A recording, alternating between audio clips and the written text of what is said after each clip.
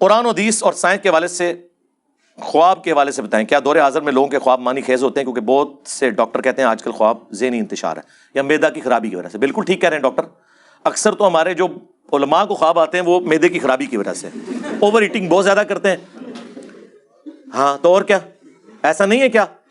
جب طارق جمیل صاحب نے کہا تھا کہ ہمارے ایک بزرگ جاننے والے نے خواب دیکھا ہے کہ جنید جمشید رسول اللہ نے فرمایا ہم تک پہنچ چکے ہیں صلی اللہ علیہ وآلہ وسلم، تو بریلویوں نے اس دن سے جنید جمشید کو رحمت اللہ علیہ کہنا شروع کر دیا۔ تو جب آپ دوسروں کے خواب رسول اللہ کے حوالے سے صلی اللہ علیہ وآلہ وسلم قبول نہیں کرتے تو سرکار آپ کو بھی کوئی ضرورت نہیں ہے اپنا خواب بیان کرنے کی۔ میں بتاؤں، پاکستان لیول کا ایک گلے پھاڑ کے بولنے والا بریلوی عالم، جو عالم تو نہیں ہے، بیسیکلی مقرر ہے، لیکن اسے مشہوری مل گئی ہے، اس بندے کے بارے میں مجھے پاکستان لیول کے ایک بریلوی عالم نے کہا کہ اس نے میرے سامنے مانا۔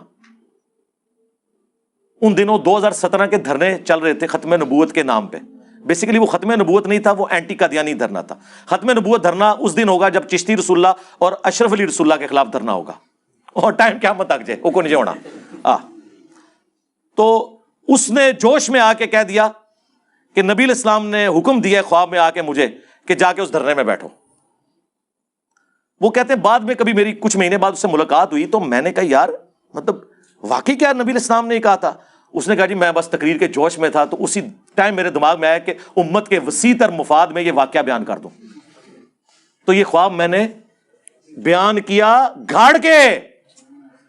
وہ کہتے ہیں اس نے میرے سامنے پھر توبہ کی۔ توبہ تیری کوئی نہیں قبول جدو تک پبلکلی آ کے معافی نہیں مانگتا۔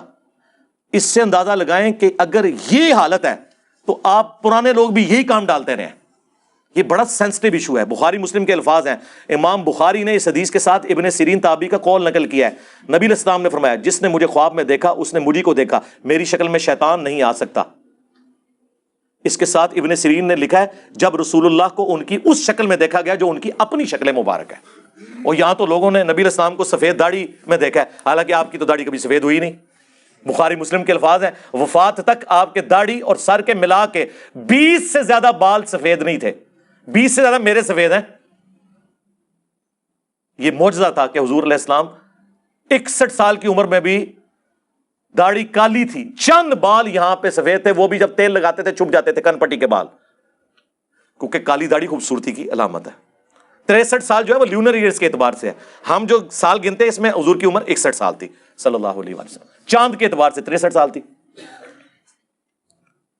تو یہ اس طرح کے جو دعوے کرنا اور کرنا، یہ خواب اکثر وہ بخاری مسلم میں حدیث ہے، خواب کی 3 اقسام ہے، اللہ کی طرف سے، شیطان کی طرف سے، اور تیسرا نفس کی طرف سے۔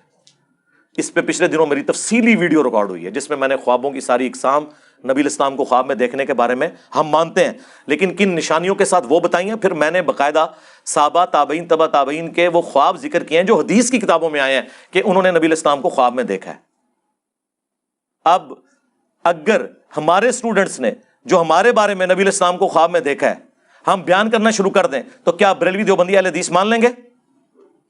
تو پھر سرکار آپ کے خواب ہم کیوں مانیں؟ تو بہتر یہ ہے کہ آپ اپنے خوابوں سے دستبردار ہو جاؤ، ہم تو پہلے ہی دستبردار ہیں، کیونکہ ہمیں خوابوں کی ضرورت نہیں ہے دین منوانے کے لیے، ہم قرآن و سنت کے دلائل سے اپنا دین بیان کرتے ہیں۔